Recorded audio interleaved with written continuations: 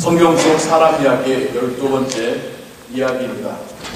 오늘은 룻의 이야기를 여러분들과 함께 들었고 또 계속해서 묵상하기를 원합니다. 룻기가 기록된 시대적 배경에 대해서 그 시작에서 사사시대였다라고 이야기로 우리에게 알려주고 있습니다. 사사시대는 하나님께서 직접 재판관을, 구원자를 세우시는 시대였지만 또한 동시에 지극히도 하나님을 떠나고 범죄하고 하나님께 책망을 받는 시대이기도 하였습니다. 그래서 그 사사시대에 이스라엘 민족은 하나님께 불순종이라고 하는 이 단어가, 이 의미가, 이 주제가 가장 또 진하게 나타나는 시대이기도 합니다.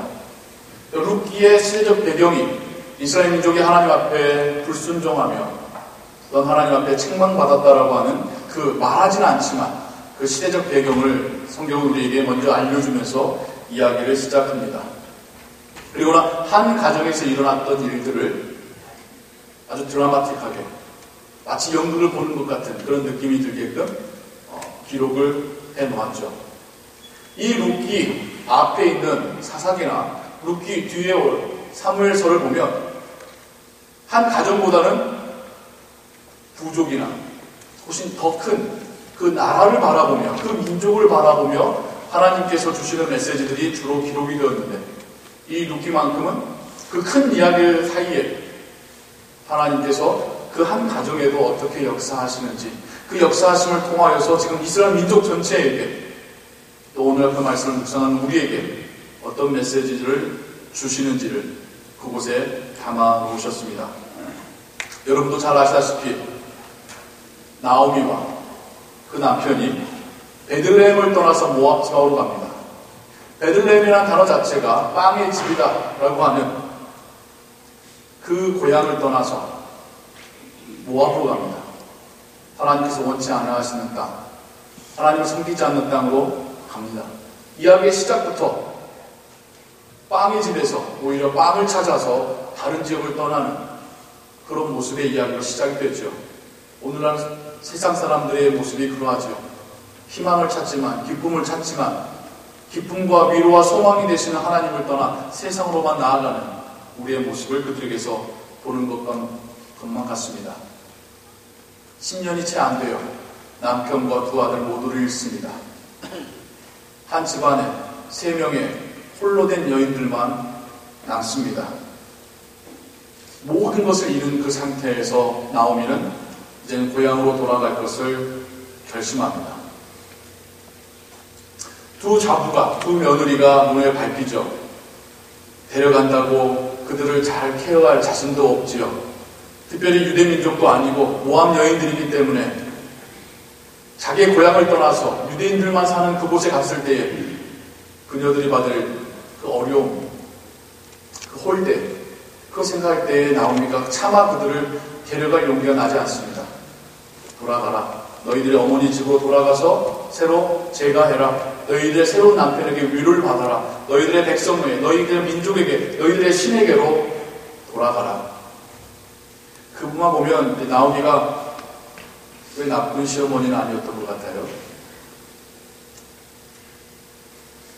두 며느리가 처음에는 거절하다가 한 며느리는 돌아가고 한 며느리는 나오미와 함께 베들레헴으로, 유대 땅으로, 하나님의 땅으로 돌아갈 것을 결심하는 그 장면의 모습을 우리가 함께 보았습니다. 이 룻에 대하여 우리가 좀 더 생각해 보길 원합니다. 저는 예전에 룻기를 설교할 때에 룻보다는 나오미에 대해서, 나오미가 얼마나 철저하게 비워졌지만 하나님께로 돌아왔을 때 하나님께서 어떻게 채우셨는지에 대한 나오미를 중심으로 하는 설교를 2차례 했던 기억이 납니다. 오늘은 룻을 보고자 합니다. 룻만 놓고 한번 볼까요? 베들레헴 사람들의 입장에서 룻만 한번 놓고 본다면 그보다 불쌍한 여자가 없습니다. 먼저는 이방인이잖아요. 이스라엘 민족들이 자기들 안에 보이지 않는 계급이 있는데 이스라엘 남자가 제일 나은 계급이고 그 다음에 이스라엘 여자고 그 그 다음에는 이방인들이에요. 하나님께 속하지 못한 모든 이방인들은 그들은 가장 천시한 그런 부류의 사람들이었습니다. 룻이 그랬어요. 거기에다가 힘없는 여인입니다. 그냥 여인도 아니죠. 남편도 없고 자녀도 없는 여인이에요. 베들레헴에 왔을 때 이 여인은 나그네입니다. 하나님께서 율법 가운데 불쌍한 사람들을 거론하시면서 그들을 먹이고 그들과 함께 지내고 그들에게 선이 되어라 말씀하실 때에 고아와 과부와 나그네인데 룻은 다 포함이 되는 것 같아요.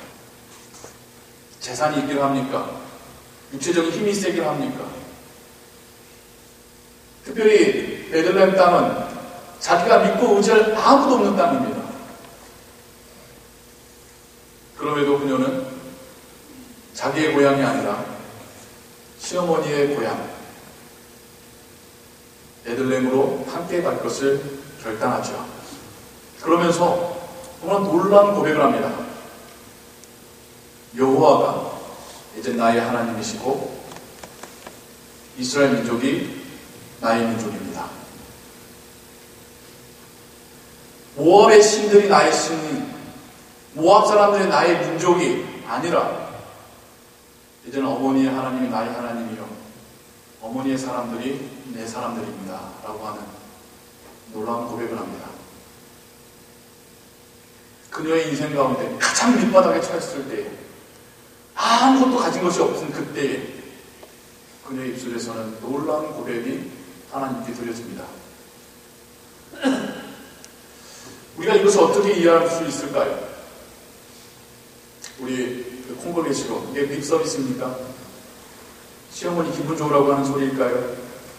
시어머니하고 좀 헤어질 수도 있는 상황인데요. 하나님 뭐 기분 좋으시라고 그래서 나 좀 축복해달라고 하는 그런 립 서비스입니까? 아니죠. 정말 마음 가운데서 그녀에게 일어났던 변화를 고백하고 있습니다. 요새 말로 바꿔서 말하자면 세계관이 바뀐 겁니다. 세계관이라고 하는 월드뷰라는 것이 무엇인가? 이 세상을 이해하는 관점이에요. 쉽게 말하자면 이 세상이 어떻게 이루어졌다. 이 세상에 정말 계획하고 만든 사람이 있느냐 없느냐부터 시작해서 정말 이 세상에서 가장 중요한 것이 무엇인가? 이 세상에서의 선과 악의 기준은 무엇인가? 이 세상에서의 가치 있는 것과 쓸모없는 것의 그 구분은 무엇인가? 이러한 생각들이 세계관입니다.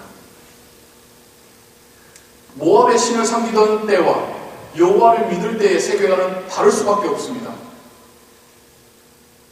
모압 사람들과 함께 살 때의 세계관과 이스라엘 사람들과 함께 살기를 결단할 때의 세계관은 다를 수밖에 없습니다. 룻의 마음 안에 일어났던 이 세상을 바라보는 눈의 변화가 그녀의 입술의 고백으로 뿐만 아니라 실제의 순종으로 결단으로 나타나고 있습니다. 이런 세계관이 변하는 것, 이런 관점이 변하는 것은 단지 몇 마디 말로나 몇 가지의 행동으로 나타나는 것이 아니라 정말 우리 마음 깊은 곳에서 변화가 일어날 때만이 일어나는 변화가 이 세계관의 변화입니다. 이런 변화가 일어났을 때에 거기서부터 우리 삶의 모든 영역들의 변화가 시작이 되는 것이죠. 신앙이라는 것, 하나님을 믿고 다시 거듭났다라는 것, 이것은 행동의 변화만을 말하는 것이 아니라 우리 마음 깊은 곳에서부터 이 세상을 바라보는 눈이 바뀌었다는 의미입니다. 이 세상의 창조자가 하나님이시고 그분의 나라가 다가오고 있고 그 나라에 들어갈 수 있는 오직 유일한 구원의 방편이 예수 그리스도이심을, 그분이 나의 죄를 대신 지시고 십자가에 죽으셨음을 고백하고 믿는 것. 그래서 이 세상을 살아갈 때도 내 삶의 의미와 열매는 세상으로부터 찾아지는 것이 아니라 오직 하나님께로부터 찾아질 수 있다고 하는 이 믿음, 이것이 세계관의 변화이고 우리가 거듭났다는 의미이고 우리가 신앙인이 되었다는 증거입니다. 거기서부터 룻의 고백이 나왔습니다. 가장 밑바닥에 처했을 때에, 그래서 한숨 쉬고 눈물을 흘리고 원망하고 포기하고 낙심될 수밖에 없는 그때에, 그러하기보다도 그럼에도 불구하고 하나님이 나의 하나님이시여 하나님의 백성들이 내 사람들입니다 라고 하는 고백은 정말 깊은 곳에서부터 변화가 일어나기 때문에 할 수 있는 고백입니다. 룻기의 이야기는 이 고백을 기준으로 드라마틱하게 변합니다. 마치 굿짐을 지고 갔을 것 같은 상상이 들어요. 홀로 된 두 여인이 굿짐을 지고 그 먼 길을 걸어서 다시 베들레헴으로 돌아왔을 때에 처음 사람들의 시선은 아마 조롱이었을 것입니다. 이 배신자, 우리도 다 힘들 때 그래도 나는 여기서 버티려고 버텼건만 당신 그렇게 떠나가더니 꼴 좋다. 아마 조롱이었겠죠. 돌아왔을 때 기거할 곳도 마땅치 않았을 것입니다. 당장 먹을 것도 없었습니다. 그런 상황 속에서 룻은 마치 동냥하는 심정으로, 그게 동냥과 다를 바가 없어요. 다른 사람 추수하는 밭에 가서 다 추수하고 난 다음에 떨어진 찌끄러기 집어오는 게 그게 동냥이지 그게 뭡니까? 그렇게 이삭을 추수와 시어머니와 함께 연명하려 했던 그 룻에게 하나님의 놀라운 은혜가 그때부터 부어지기 시작합니다. 하나님께서 보아스를 통하여 먹을 것을 공급해 주시고, 하나님께서 그를 통하여 남편을 주시고, 마침내 하나님께서는 아이, 남자아이까지 주셨습니다. 이야기의 초반부에서 그 두 여인들이 다 잃었던, 식량이 되었던, 남편이 되었던, 아들이었던, 그 모든 것을 다 잃었던 그 두 사람에게, 그 룻에게 하나님께서는 그것들을 다 채워주셨습니다. 그냥 채워주시는 것만 아닙니다. 룻기의 마지막에서는 이 아이가 어떤 아이인가? 다윗의 할아버지죠. 모압 여인이 출애굽 그때에 하나님께 책망받고 이제는 여호와의 회중에 들어올 수 없다 했던 그 민족의 여인이 들어왔을 뿐만 아니라 다윗의 증조할머니가 됩니다. 메시아의 계보를 잇는 여인이 됩니다. 아마 하나님께서 축복하실 수 있는 최고의 축복이 이것이지 않을까 저는 생각합니다. 대가 없이 은혜를 베푸는 보아스의 모습에서 우리를 위하여 대가 없이 우리의 죄를 사하여 주신, 죄값을 대신 치러주신 예수님의 모습을 발견할 수 있을 뿐만 아니라 바닥에서부터 영화로운 자리까지 올라간 이 룻의 모습에서도 십자가와 무덤에서부터 부활하시어 하늘 보좌에 오르신 예수님의 모습을 우리는 이해하며 받아들일 수 있습니다. 이 룻기는 여러 가지 모습으로 예수님에 대한 이야기를 우리에게 해주고 있습니다. 그러면서 우리의 유일한 소망은 하나님이심을, 우리가 바닥에 떨어졌을 때, 가장 밑바닥에 있을 때 우리를 붙잡아 일으켜 세워줄 수 있는 분 오직 하나님이심을 하나님 우리에게 말씀하고 계십니다. 그럴 때 하나님께서 우리에게 듣기 원하시는 그 고백은 여전히 하나님은 나의 하나님이십니다. 하나님의 사람들이 바로 저의 가족들입니다. 그 고백을 듣기 원하십니다. 아니 어찌 보면 우리가 가장 힘든 그때가 하나님께서 가장 가까이서 우리의 음성을 들어주시는 때이지 않을까요? 가장 우리를 붙잡아 주시고 우리를 일으켜 세워주시길 원하시는 그때이지 않겠습니까? 사랑하는 성도님 여러분, 우리는 다 개별적으로 어려움에 처하면서 살고 있습니다. 정도의 차이이지만 다 주관적으로는, 다 자기 중심적으로 생각할 때는 어려움이고 위기입니다. 그때 하나님께서 우리에게 고백을 듣기를 원하십니다. 이러한 밑바닥에 떨어져서도 여전히 하나님은 나의 하나님이십니다. 여전히 믿음의 공동체는 나의 가족입니다. 그리고 하나님은 분명 그곳에서부터 우리를 회복시키실 것입니다. 우리를 일으켜 세우실 것입니다. 우리를 붙들어 세우실 것입니다.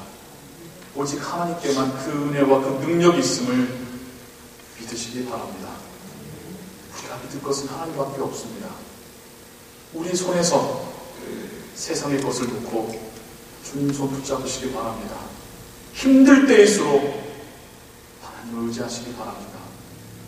하나님만이 우리의 위로이고 소망이고 회복 되십니다. 하나님께서 우리 각 가정에, 특별히 아픔을 겪고 있는 가정에 그 은혜 부어주시기를 주님의 이름으로 축원합니다. 기도하겠습니다. 하나님, 가장 비참하고 가장 힘없고 어렵고 낙심된 지경 중에 떨어진 여인의 입술에서 참 은혜로운 고백이 나옵니다. 그 사사시대에 이스라엘 민족에게도 듣지 못하셨던 그 고백이 이방 여인의 입술에서 하나님께로 올려집니다. 하나님이 나의 하나님이시고 하나님의 백성이 나의 사람들입니다. 그 놀라운 고백 이후에 하나님께서 드라마틱하게 그 여인과 그 가정을 회복시키심을 우리가 말씀을 통해서 봅니다. 동일한 은혜가 우리에게 또한 임할 줄을 믿습니다. 우리가 평안할 때에, 우리가 잘 나갈 때에, 우리가 뜻대로 다 잘 될 때의 고백이 아니라 오히려 힘들 때에, 오히려 바닥에 내려왔다는 걸 여겨질 그때에, 오히려 포기하고 싶고 원망하고 싶고 한숨만 나오는 그때가 정말 하나님께서 우리의 목소리를 들으시고 우리의 고백을 들으시고 우리의 능력의 손을 펼치시는 그 순간임을 믿습니다. 하나님, 정말 우리의 마음 깊은 곳에서부터의 변화가 일어나 하나님을 나의 하나님으로, 그 어떤 순간에도 하나님의 백성들을 나의 가족으로 여기는 그 믿음을 우리에게 주옵소서. 오직 하나님만이 우리의 유일한 소망이요 위로요 구원이심을 우리가 고백하게 하여 주옵소서. 우리 가운데 그런 은혜가 필요한 이들이 있습니다. 하나님 붙잡으시고 그 밑바닥에서부터 일으켜 세워 주옵소서. 그 내뻗는 손길, 그에게 다가가는 보아스, 하나님께서 우리를 사용하여 주옵소서. 우리가 함께 이 어려움을 이겨내게 하시고 함께 하나님의 놀라운 역사하심을 보게 하시고 함께 하나님을 찬양하게 하여 주옵소서. 예수 그리스도의 이름으로 기도하옵나이다. 아멘.